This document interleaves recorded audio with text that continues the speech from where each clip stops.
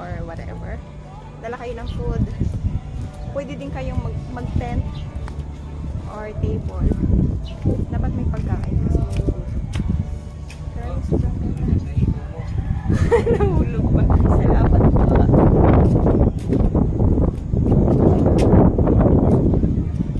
Pag nakita niyo po yung mga pambot na yan, ako yung may-ari niya.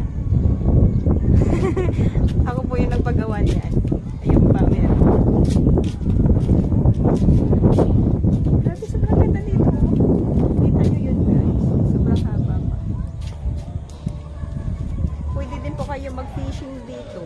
Pero as of now, low tide siya, kaya hindi masyado maano yung tubig. Pero grabe. Ganda. Pwede din doon.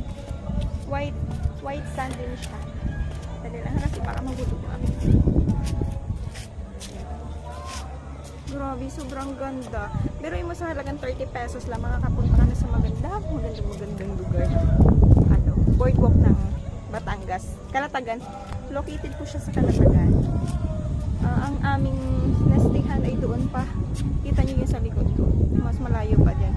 Kaya nagpunta na kami dito. Tapos hindi ko lang alam mo. Yun o, yung lighthouse na yun. Pumunta din kami doon kahapon. Doon naman, 50 pesos yung kanyang entrance. Pero mas maganda yung boardwalk kaysa sa doon sa lighthouse. For me ha, hindi ko sinasabi doon. Guys, sa bangka namin o.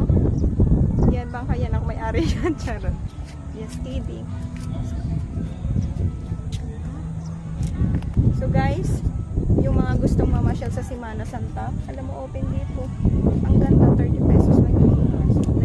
Dala kayo ng sarili nyo hotel, tsaka mga libos. Basta per head po siya, parang kahit bata po tayo may bayad. So grabe, imagine niyo yan guys, may dala lang kayo